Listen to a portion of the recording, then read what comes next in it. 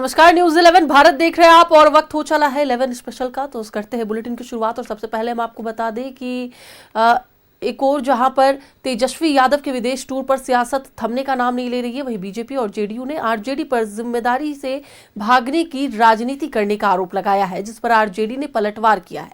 देखिए ये रिपोर्ट। विपक्ष तेजस्वी यादव की गैर मौजूदगी को लेकर बिहार की सियासत गरमाई हुई है। सत्ता पक्ष लगातार ये सवाल पूछ रहा है कि क्या तेजस्वी यादव कैलेंडर बदलने के बाद ही वापस आएंगे। वहीं विपक्षी खेमे की चुप्पी कई और प्रश्नों को जन्म दे रही है। वहीं सत्ता पक्ष द्वारा उठाए गए सवालों पर आरजेडी ने करारा जवाब दिया है। आरजेडी प्रवक्ता आरजू खान ने कहा कि सत्ता पक्ष हताश और परेशान है। तेजस्वी यादव को ढूंढने के बजाय सरकार अपने कामों का जवाब दे। अपनी नाकामी को, अपनी बेबसी और बेचैनी को छुपाने के लिए लीडर ऑफ ओपोजिशन को पूछते हैं कि वो कहां हैं। किसी के भी व्यक्तिगत कारण हो सकते हैं, वो व्यक्तिगत कारण से कहीं भी जा सकते हैं। मैं आप बताइएगा कि जो सत्ता पक्ष के तमाम ऐसे कैबिनेट के मंत्री हैं वो नजर नहीं आ रहे हैं, वो कहां हैं। आप लफाजी बंद करिए, काम करिए। आपको काम करने के लिए चाहे जिस तरीके से भी आपने लेके आया, जनता का जनादेश का चोरी किया, आप सत्ता में बैठे हुए हैं, सत्ता का काम करिए। आप विपक्ष को मत ढूंढिए। विपक्ष ने आपको छोड़ा है काम करने के लिए, और अगर आप ऐसे ही आवारापंती करते रहिएगा तो सड़क से लेकर सदन तक विपक्ष आपको घेरेगा। वहीं बीजेपी ने तेजस्वी यादव पर हमला बोलते हुए कहा है कि बिहार में नेता प्रतिपक्ष का पद कोई विदेश टूर का पैकेज नहीं है। साथ ही कहा कि तेजस्वी यादव की गैर जिम्मेदारी ये साबित करती है कि आरजेडी सत्ता और जिम्मेदारी दोनों से भागने की राजनीति करती है। वहीं जेडीयू ने कहा है कि बिहार और क्षेत्र की जनता से दूरी के कारण ही लोग तेजस्वी के नेतृत्व को गंभीरता से नहीं लेते हैं। बिहार में नेता प्रतिपक्ष का पद कोई विदेश टूर का पैकेज नहीं है। जब राज्य सवालों से जूझ रहा है तब तेजस्वी यादव की गैर जिम्मेदारी यह साबित करती है कि आरजेडी सत्ता और जिम्मेदारी दोनों से भागने की राजनीति करती है। कैलेंडर बदलेगा लेकिन आरजेडी का गैर जिम्मेदार रवैया नहीं बदलेगा। जनता जानना चाहती है कि बिहार का नेता प्रतिपक्ष आखिर कब बिहार को प्राथमिकता देगा। नेता प्रतिपक्ष की भूमिका बहुत अहम होती है, लेकिन तेजस्वी जी नदारत है। सूत्रों के हवाले से खबरें आ रही हैं विदेश के दौरे पर। अब जरा सोचिए कि अपने क्षेत्र की जनता के साथ साथ बिहार के लोगों की कितनी फिक्र तेजस्वी यादव जी को है। पॉलिटिकल टूरिस्ट बने हुए हैं। हमें लगता है यही सबसे बड़ा कारण रहा है कि बिहार के लोगों ने तेजस्वी जी के नेतृत्व को सीरियसली नहीं लिया और नकार दिया। अब देखना दिलचस्प होगा कि तेजस्वी यादव जी का दर्शन इस वर्ष होता है या अगले वर्ष। इधर कांग्रेस ने सत्ता पक्ष पर कटाक्ष करते हुए कहा है कि ये लोग सुशासन की खोज छोड़कर तेजस्वी यादव को ढूंढने में लगे हैं। सत्ता पक्ष के पास करने के लिए ढेर सारे काम बिहार में है, लेकिन वो एक ही काम के पीछे पड़े हुए हैं, वो है तेजस्वी यादव जी की खोज। लेकिन क्या वो सुशासन की खोज कर रहे हैं, ये सबसे बड़ा सवाल है। और ऐसे में ये समझना है कि बिहार के विकास के लिए अगर जनता ने उन्हें बागडोर दी है तो उसकी जिम्मेदारियों का वो निर्वहन करे, ना कि वो अपनी एनर्जी विपक्ष को नीचा दिखाने में और विपक्ष के नेताओं को लेकर व्यक्तिगत टीका टिप्पणी में लगाए। तेजस्वी यादव के इस साल बिहार लौटने को लेकर अटकलें तेज हैं, लेकिन देखना दिलचस्प होगा कि तेजस्वी यादव इस साल लौटते हैं या कैलेंडर बदलने के बाद लौटते हैं, क्योंकि तेजस्वी यादव की मौजूदगी ही आने वाले साल में बिहार की राजनीतिक दिशा तय करेगी। न्यूज 11 भारत के लिए पटना से अस्मित की रिपोर्ट। तो चलिए इसी पर अधिक बातचीत के लिए पटना से हमारे सहयोगी अश्मित हमारे साथ जुड़ चुके हैं, उनसे बात करेंगे। अश्मित, सवाल उठ रहे कि तेजस्वी यादव इन दिनों कहाँ है, आखिरकार ये सवाल क्यों उठ रहे और सत्ता पक्ष इस बात के पीछे क्यों पड़ी है? तो अना देखिए, बिहार में सरकार बनने के बाद जब पहली बार शीतकालीन सत्र बुलाया गया था, उस वक्त तेजस्वी यादव पहले दिन विधानसभा पहुंचे थे और उसके बाद से जो वो निकले विधानसभा के बाद वापस फिर बिहार में वो दिखे नहीं। दरअसल तेजस्वी यादव बिहार के नेता प्रतिपक्ष हैं और जनता के बीच ना रहकर वो विदेश की ट्रिप पे हैं, और इसलिए इस समय सियासी गलियारों में सत्ता पक्ष की तरफ से तेजस्वी यादव को खोजा जा रहा है। और ये कहा जा रहा है कि अगर बिहार की जनता ने उन्हें राघोपुर से विधायक चुनकर भेजा और उनके 25 विधायक जीत कर आए, तो आखिर बिहार का नेता प्रतिपक्ष बिहार में क्यों नहीं है? ये सवाल इसलिए उठ रहे हैं और बिहार के सियासी गलियारों में इस बात की खूब चर्चा हो रही है कि तेजस्वी एक प्रवासी नेता के तौर पर जाने जाते हैं और सिर्फ जेडीयू ही नहीं, बीजेपी, जेडीयू और जितने भी सत्ता पक्ष में शामिल पार्टियां हैं उनके तरफ से, उनके नेताओं के तरफ से तेजस्वी यादव को खोजा जा रहा है।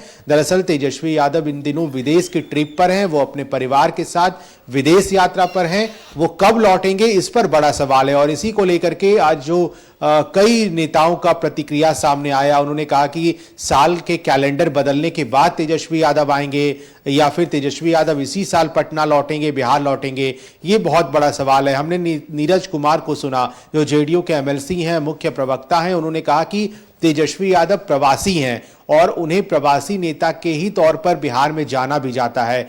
वो बिहार में नॉन सीरियस पॉलिटिशियन के रूप में जाने जाते हैं जिस वक्त उन्हें बिहार के लोगों को उनकी जरूरत होती है, क्योंकि एक लीडर ऑफ अपोजिशन का काम होता है कि वो हर सुख दुख में जनता के बीच हो और बिहार में ऐसा नेता प्रतिपक्ष है जो जनता के बीच ना रहकर अपने परिवार के साथ क्वालिटी टाइम स्पेंड करने के लिए वो बिहार से बाहर हैं, विदेश ट्रिप पर हैं। और क्योंकि ये जो ड्यूरेशन है वो काफी लंबा हो गया है तेजस्वी यादव का बिहार में ना रहने का और इसी को लेकर के खूब चर्चा है बिहार में कि तेजस्वी यादव कब लौटेंगे। आज अलग अलग दलों के जो नेता थे उनका भी प्रतिक्रिया सामने आया। सत्ता पक्ष ने जहां एक तरफ तेजस्वी यादव को घेरा है तो वहीं विपक्ष ने तेजस्वी यादव की सफाई दी है, उन्होंने तेजस्वी यादव का समर्थन किया है और यह कहा है कि जो एनडीए के लोग हैं, खासतौर पे बीजेपी जेडीयू को अगर बिहार की जनता ने मैंडेट दिया है तो वो बिहार के लोगों के लिए काम करे, ना कि विपक्ष को ढूंढने का काम करे। हमेशा एक ही बात और एक ही रट लगाकर सत्ता पक्ष हमेशा बिहार में चलती आई है कि आखिर तेजस्वी यादव कहां है, बिहार का नेता प्रतिपक्ष कहां है। यही देखना होगा, दिलचस्प होगा कि तेजस्वी यादव 2025 में लौटते हैं या फिर 2026 में वो बिहार वापस लौटते हैं। और इसी पर सत्ता पक्ष के तमाम नेताओं की नजरें टिकी हैं कि जब तेजस्वी यादव आएंगे तो उन पर तीखा हमला किया जाएगा, तीखा प्रहार किया जाएगा और इसलिए इस बात की चर्चा हर रोज हो रही है। तान्या, बिल्कुल अश्वित, साफ तौर पर विपक्ष का कहना है कि कुछ पर्सनल काम भी हो सकते हैं। हालांकि अगर बात कर ली जाए वेकेशन की तो थोड़ी लंबी जरूर जा रही है, लेकिन सत्ता पक्ष लगातार उनकी खोज करी और विपक्ष उन्हें बचाने में लगी हुई है। आखिरकार यह मामला कब तक थमने का नाम ले रहा है? क्या कुछ पता चल पा रहा है कि वो कब तक पहुंचेंगे, पटना कब तक पहुंचेंगे, लोगों के बीच एक बार फिर से कब तक जाएंगे? बिल्कुल, देखिए इस बात को लेकर के हमने कई आरजेडी के नेताओं से बात करने की कोशिश की है और आरजेडी के नेताओं ने ऑफ कैमरा ये बताया है कि वो अगले साल 5 जनवरी तक वापस लौट सकते हैं तेजस्वी यादव, यानी कि विदेश ट्रिप पर है तेजस्वी और उनकी पत्नी राजश्री उनके साथ है, उनके बेटे उनके साथ है, उनके बच्चे उनके साथ हैं। तो वो 5 जनवरी के लगभग बिहार लौटेंगे और उसके बाद बिहार में चूंकि विपक्ष जिस तरह से शांत है इस समय, कि बिहार विधानसभा का जब रिजल्ट आया, परिणाम आया और विधानसभा में सबसे बड़ी पार्टी बनने वाली 2020 में राष्ट्रीय जनता दल 25 सीटों पर सिमट कर रह गई और उसके बाद से तेजस्वी यादव बिल्कुल शांत हैं। ना तो उनका कोई आक्रामक प्रहार, आक्रामक कोई बयान ऐसा आया जो या तो वोट चोरी को लेकर के आरोप लगा रहे हो या फिर वो इलेक्शन को लेकर के उनका कोई बयान आया, इस तरह का कोई भी बयान नहीं आया। और यही वो टर्निंग पॉइंट था जब सत्ता पक्ष को एक बहुत बड़ा मौका मिला, जब तेजस्वी यादव को उन्होंने कहा कि वो तेजस्वी ये कह रहे थे कि आने वाले दिनों में, यानी कि जब रिजल्ट परिणाम आने वाले थे और उसके 2-3 दिन बाद राजद ने शपथ का भी अपना डेट का ऐलान कर दिया था। तेजस्वी यादव ने प्रेस कॉन्फ्रेंस करके कहा था कि वो परिणाम के बाद तुरंत शपथ भी लेंगे और इसी को मुद्दा बनाकर सत्ता पक्ष आरजेडी, माफ कीजिएगा, जेडीयू, बीजेपी और जो अन्य घटक दल है वो ये पूछ रही थी तेजस्वी यादव से कि आखिर वो शपथ का तारीख का क्या हुआ।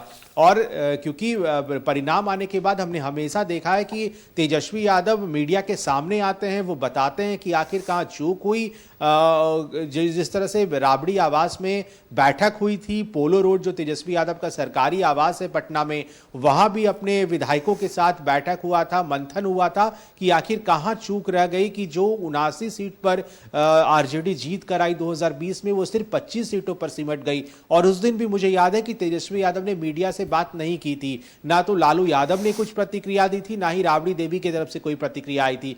तेजस्वी यादव अपने आवास से गाड़ी में बैठकर निकल गए। हमने बहुत कोशिश की कि तेजस्वी यादव का कोई रिएक्शन आएगा बिहार विधानसभा चुनाव को लेकर के, लेकिन वो नहीं, उन्होंने कुछ नहीं कहा। और उसके बाद जब शीतकालीन सत्र बुलाया गया, तेजस्वी यादव पहले दिन जरूर पहुंचे, शपथ दिलवाई गई विधायकों को और उनका एक भाषण भी हुआ था, और उसके बाद वो वहां से निकल गए। और फिर दोबारा शीतकालीन सत्र का 5 दिन का ये सत्र में तेजस्वी यादव सिर्फ 1-2 दिन ही पहुंचे और उसके बाद वो सत्र पूरे सत्र से गायब रहे। और इसलिए सत्ता पक्ष तेजस्वी यादव को नॉन सीरियस पॉलिटिशियन करार दे रही है और बिना बिहार की जनता के बीच रहे एक ऐसा लीडर ऑफ अपोजिशन बताया जा रहा है जो जनता के लिए काम नहीं करता है, अपने स्वार्थ के लिए काम करता है। तेजस्वी यादव सिर्फ मनगढ़ंत बातें बताते हैं और अलग अलग दावा करते हैं जो बिल्कुल फेक होता है, ऐसा कहना है सत्ता पक्ष की तरफ से। बिल्कुल अश्मित, कभी कभी ये सवाल उठना जायज भी हो जाते क्योंकि इससे पहले भी कई बार वह विधानसभा की कार्यवाही से बाहर नजर आए हैं और इसके पहले भी जब जेडीयू का गठबंधन टूटकर वापस से बीजेपी के साथ हुआ था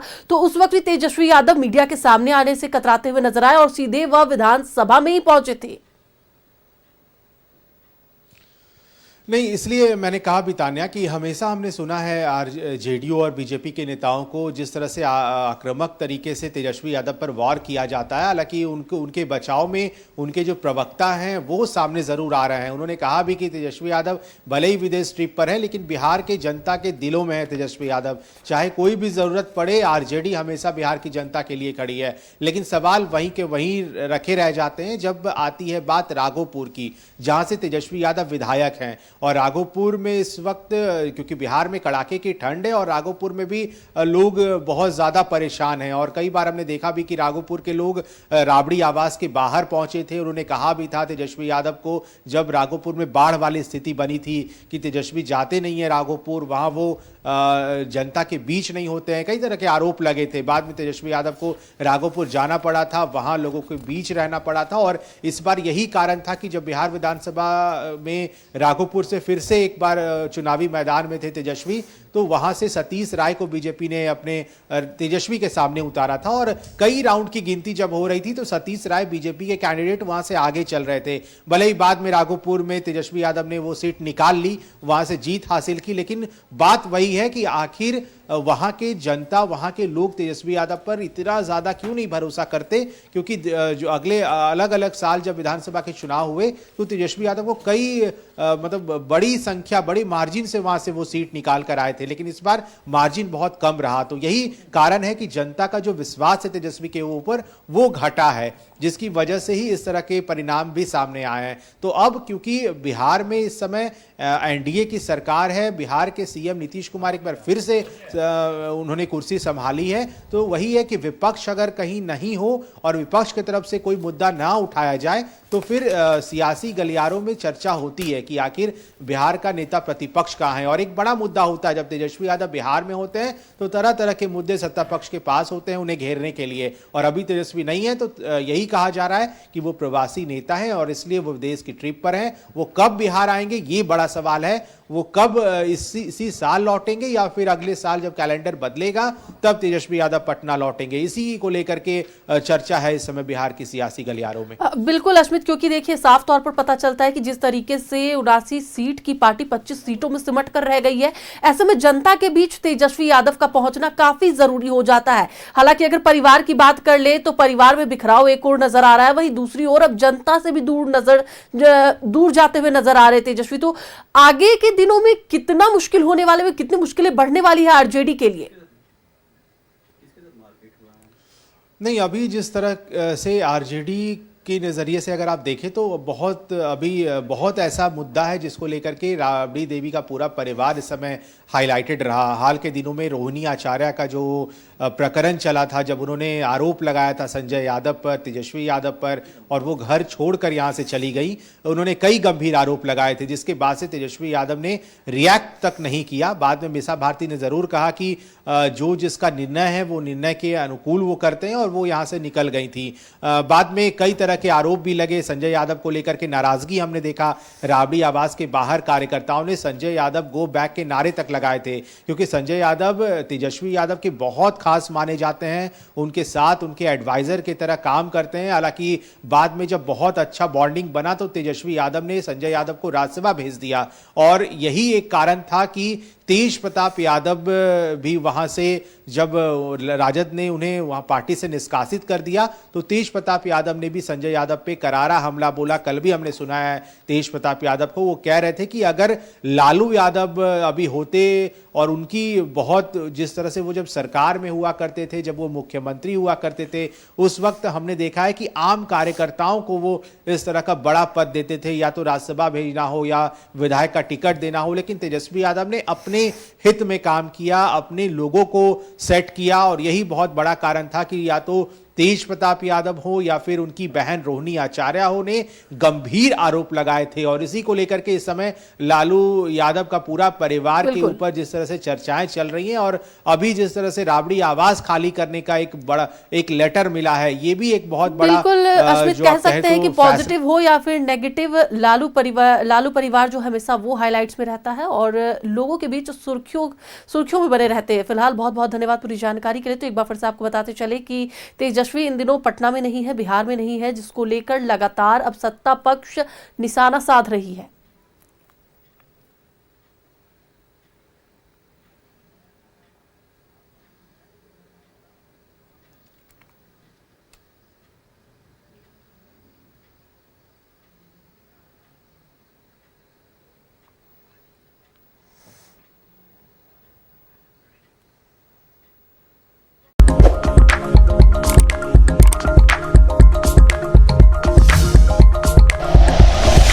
like and share videos, subscribe करें हमारा चैनल और प्रेस करें बेल आइकॉन।